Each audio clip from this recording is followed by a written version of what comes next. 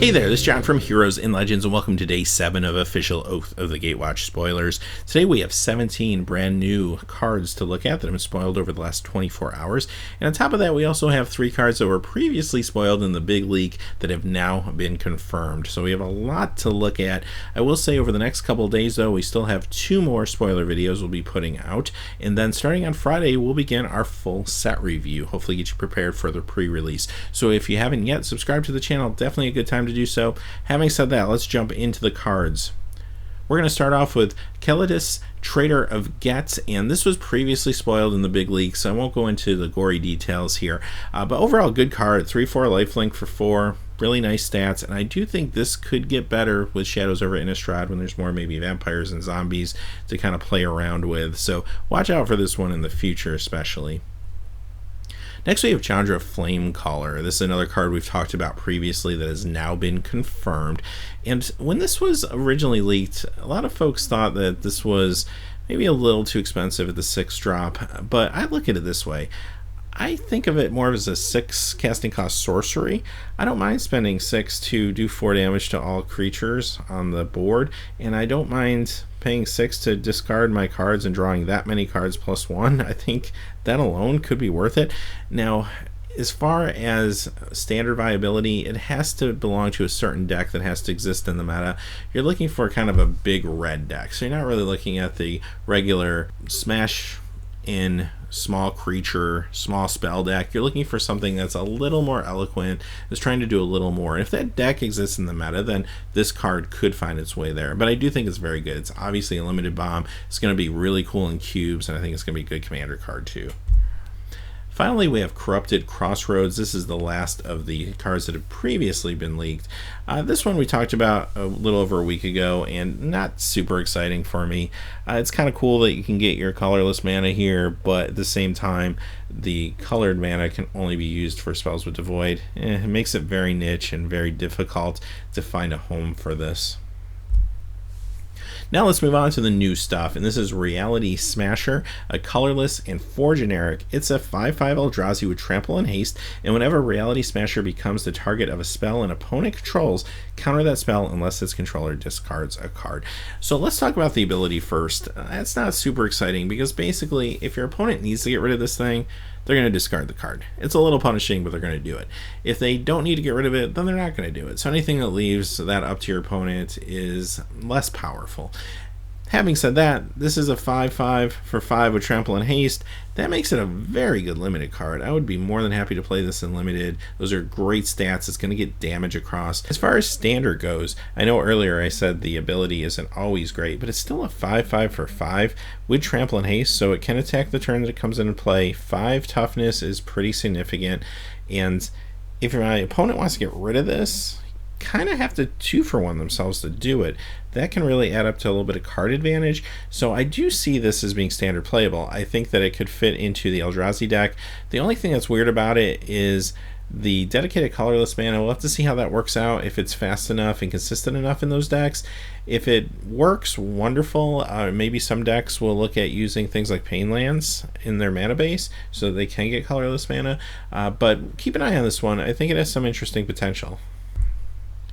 Next we have Eldrazi Displacer, a white and 2 generic. It's a 3/3 Eldrazi with Devoid, and you can pay a colorless and 2 generic, exile another target creature, then return it to the battlefield tapped under its owner's control. This card does a lot of stuff, so think of it this way. Any enter the battlefield effects you can flicker and get some value out of those. Any sort of ally you have on the battlefield can trigger all the rally effects when it flickers. That's kind of interesting, so I do like this quite a bit. The fact that it can also affect your enemies' creatures can give you a chance to maybe tap something, if nothing else, and get in there for an attack. So this could be very good. On top of that, it's got great stats, 3/3 for 3. I'm more than happy to play that. This is going to be a fantastic limited card. You're almost always going to be able to find something, even in your sealed pool, much less draft, that will go along and have synergy with this. And can it make it to standard? Well, it depends on what decks really hit the meta. If there is a tribal ally deck, a true tribal ally deck out there, this could be part of it. But regardless, this is a very, very good limited card. Next we have Drana's Chosen, a black 3 generic vampire shaman ally. It's a 2/2 with cohort. Its cohort ability is tap this and an untapped ally you control and put a 2/2 black zombie creature token on the battlefield. Ouch. Okay, I'm not really excited about this one. It's going to cost you 4. It's a rare too, which feels a little strange to me. It's going to cost you 4 for a 2/2. It is an ally, so you do get a rally trigger. That's not nothing, but it just seems very expensive for a 2/2 card. Just is too fragile. And then you do have to do some work to get this zombie token. I mean, you have to tap this card and another untapped ally you control. In most cases, you're probably better off just attacking in with these creatures. I don't know. It's maybe it gets better after Shadows over Innistrad when maybe zombie tokens will matter more. So keep an eye on it. Don't forget about this card. But right now it seems a little underwhelming. Next, we have a card that was spoiled from a Japanese language spoiler, and loosely translated, it's Inverter of Truth. 2 black, 2 generic. It's an Eldrazi with Devoid and Flying. It's 6/6. When Inverter of Truth enters the battlefield, exile all cards from your library face down, then shuffle all cards from your graveyard into your library. Okay, so let's talk about limited first. And this costs 4, but you don't want to play this on turn 4, so the casting cost is a little misleading. Probably on turn 4 you really don't have anything in your graveyard, so that's not a good thing. Now having 6/6 flyer is awesome, but it's very, very risky. Now this card gets better if you play this late in a limited game where maybe you have 7, 8 cards in your graveyard and you think you can get across and win the game in those turns. And it's kind of nice because for the most part you probably won't have a ton of lands in your graveyard. Usually you'll have more spells, so in a way you're just kind of thinning your deck by getting rid of the rest of your library and then using this graveyard that's going to be a little more dense with spells that are probably going to be helpful. So I find that kind of intriguing. It's a card you could play in limited. You just have to be very, very smart about it. I don't think it's going to standard. I think it's just way too risky, obviously, for what it does. And if this thing's removed, I mean, you're just in trouble. Now, Vintage, Legacy, those formats, I feel like there's something I could do with this card that's broken. I can't think of what it is, but it reminds me a little bit of Doomsday. Maybe that's what I'm thinking. There might be a way to make it do something, but I don't know if it would be any more economical than just playing Doomsday. So if anyone can think of something, definitely put in the comments below. I'd be very intrigued. I feel like there is something out there that I'm not thinking of. It is a mythic rare, and it does feel very mythic. It's a very big, unique power. I also find it interesting that when you exile your library, it's face down, which is cool because if you're playing this for some reason in a match of some kind, then your opponent's not going to see your whole deck when you use this card. So there it is. Definitely let me know your thoughts on this one. Next is also very interesting. Hedron Alignment, a blue and 2 generic. It's an enchantment with hexproof, and it has the ability to scry 1 for a blue and a generic. At the beginning of your upkeep, you may reveal your hand. If you do, you win the game. If you own a card named Hedron Alignment in exile, in your hand, in your graveyard, and on the battlefield. Okay, so I could see myself in a limited game. Maybe I'm playing a multicolor deck and I want to make sure I hit my colors and my land drops. Maybe playing this for the scry effect. I could see that in a very particular kind of limited deck. Other than that, you got me. I don't know what this card's really going to do in any sort of competitive scene. It seems like it would be better in a format like, say, Cube or Commander, where you could do more, but obviously it doesn't work there because you can only play a singleton. So it makes me kind of say, well, what is this card for? And I think ultimately what this card is for kitchen table, casual Magic. Someone's going to take this and want to brew something fun with it, and that's what it's for. And there's nothing wrong with that. That's cool. Other than that, probably not going to get a whole lot of use for it. I mean, even if this thing was a common maybe or an uncommon, you could draft and try to get there. I don't know, but the fact that it's rare, you're not even going to be able to get 4 of these in a draft, so I'm really not getting it. But like I said, this is just meant to be fun. Actually, a Boulder Salvo, a red and 4 generic. It's a sorcery, and it has surge cost of a red and 1 generic, and it deals 4 damage to target creature. Okay, in limited, this is alright. I don't like spending 5 and not having the option to go to my opponent with it. I have to go to target creature, but a lot of times it doesn't matter. You're just going to need removal anyway, and you're just going to take it. The search cost is nice. It definitely gets better if I have a lot of cheap spells, and if I'm playing in maybe a two-headed giant or another multiplayer format. That's kind of cool where I have teammates. But other than that, it's not going to do much in a standard environment where you have Tassigurs and Siege Rhinos running around. Next is Fall of the Titans. Red and 2X. It's an instant, and it has a search cost of a red and X. Fall of the Titans deals X damage to each of up to 2 target creatures and or players. I love these type of cards at instant speed in limited. They're a little too inconsistent in standard because you do have to have a lot of mana. Obviously, this is something you definitely want to play for the surge cost over the regular cost. So because of those inconsistencies, it's probably not going to convert there. But this is great and limited. I'd be more than happy to play this, especially with some cheap spells. We're going to see a 0 casting cost spell coming up shortly. That'd be a great enabler for something like this. You can take out 2 big creatures, take out a creature and hurt your opponent, maybe even finish off your opponent. So these cards are great in limited. Next we have Oath of Chandra. 1 red and a generic. It's a legendary enchantment, and when this enters the battlefield, it does 3 damage to target creature an opponent controls. At the beginning of each end step, if a planeswalker enters the battlefield under your control this turn, Oath of Chandra deals 2 damage to each opponent. This is okay. This is good and limited. It's not as exciting as maybe some of the other oaths we've seen. I wish I could do 3 to an opponent or creature, but if I did that, obviously it would either have to lose the second ability or cost more. It also can't be played as an instant, obviously, since it's an enchantment, which definitely makes this very, very far from a card like, say, Lightning Strike. But that's okay. This is doing something different. There are going to be some times in limited where this is going to be just fine. He'll play it because it's direct damage. Other than that, I don't know if it's going to have too much of an impact. Next we have Pyromancer's Assault. A red and 3 generic. It's an enchantment. Whenever you cast your second spell each turn, this will deal 2 damage to target creature or player. Here's what's awkward about this card. It costs 4.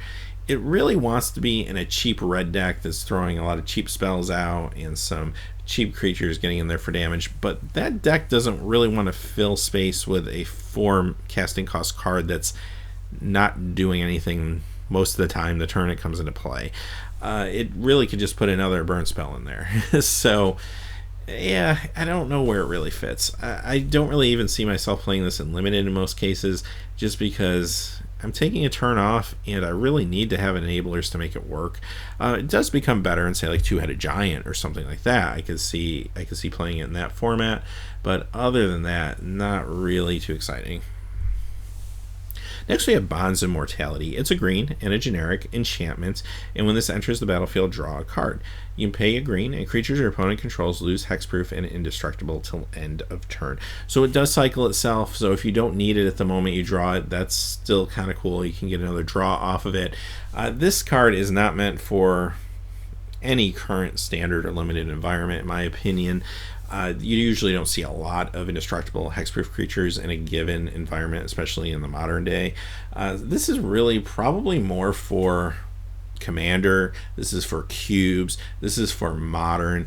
And there are some modern decks that do abuse the hexproof piece, like some of your infect decks and such. So this might just be a great sideboard in modern for stuff like that. So this is a cool card. It's not going to be super exciting when you open this in your sealed pool, and it might be the last card that gets passed around in the draft in most cases, and you can't do a whole lot with it in standard, but there's definitely uses for it, and I do like that design. I'm glad that designers are still thinking about other formats like modern when they're making new cards.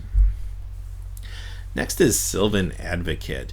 This one's interesting. A green and a generic. It's an elf druid ally, 2/3 with vigilance, and as long as you control 6 or more lands, Sylvan Advocate and land creatures you control get +2/+2. So initially you kind of look at this. First off, it has an ally trigger. That's kind of cool. 2/3 vigilance. But once you get 6 lands into play, this thing becomes a 4/5 of vigilance for 2 mana. That's kind of exciting. Now, I'm not going to say it's Tarmogoyf, just because you can ramp Tarmogoyf faster, especially in Eternal formats. but this is a big impact. This is a big splash for 2 mana. And a lot of decks can easily get to 6 mana. This is going to be obviously Abomin limited. This is definitely standard playable. I think we're going to see this in standard. I'd go as far as to say this would not be a bad card to perhaps pre-order or get as soon as the set comes out, because I do think there'll be a lot of use for this.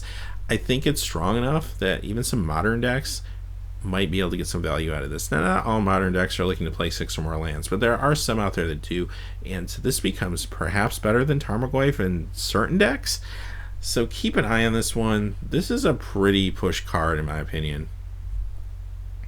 Next we have Bone Saw, and this costs 0. It's artifact equipment, and it gets +1/+0 and equip for 1. This was originally printed back in Conflux. Didn't do a whole lot back in those days, but this is a little more intriguing now because of Surge. So this is an awesome Surge enabler. If you can put this down, then you get to play something for its Surge cost. That's kind of cool. And if there's a way to bounce this and keep playing it and abuse that a little bit, that could get very, very interesting very quick. So keep an eye on that. I mean, that's potentially even standard playable if someone could find an economical way to do that. I don't know if it's out there.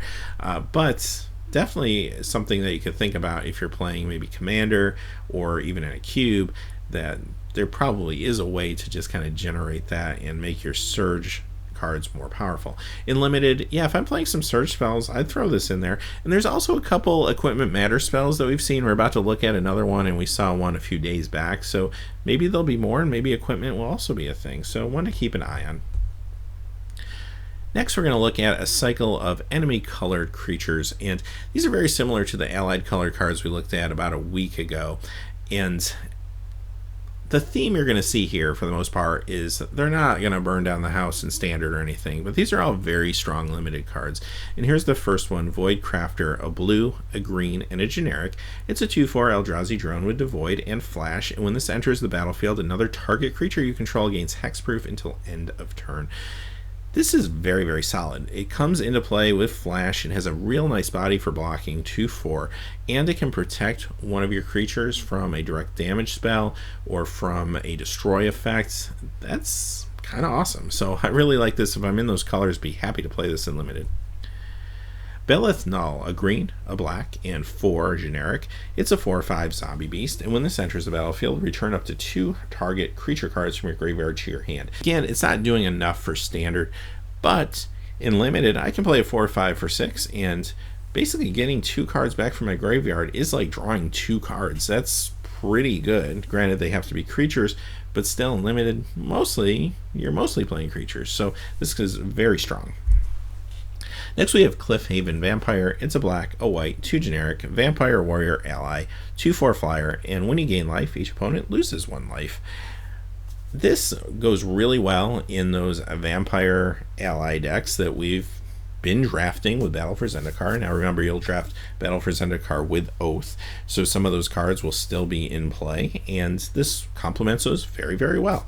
And even if you're not in that strategy, there's not a lot of flyers in this environment, so a 2/4 flyer with upside for 4 is really not bad at all. So this is a pretty strong limited card as well.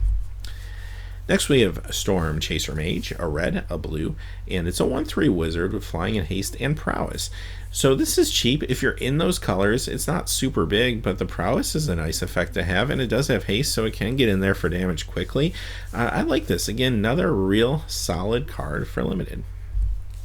And finally, our last card of the day is Weapons Trainer. It's a white and a red, human soldier ally, 3/2, and other creatures you control get +1/+0 as long as you control an equipment. So this has got some nice stats, real aggressive stats, 3/2 for 2. It has ally, so it can get those rally triggers for you. And here's another Equipment Matters card, so maybe it goes really nice with Surge and a card like Bonesaw. And maybe that's the idea, that Boros is doing equipment/Surge stuff. So we'll be interesting to see the rest of the set to kind of see where that goes, if that goes anywhere. But having said that, still, with what we know now, still a very good limited card. Well, those were the cards for today. We will be back tomorrow with more spoilers. Shaping up to be a very interesting and very exciting set. So, as always, hey, thanks for watching. Please remember to like and subscribe, and have a great day. Hey, thanks as always for watching. This video, like all my videos, was made possible by the generous support of viewers like you on Patreon. Even a donation of $1 helps me to keep growing this community and creating better quality videos for all of you. Check out our Patreon page for exclusive giveaways and future goals for the channel. If you haven't had a chance yet to subscribe, hit that subscribe button so you don't miss any of the MTG news, spoilers, set reviews, product openings, or finance videos on Heroes and Legends. Talk to you again soon, and have a good day.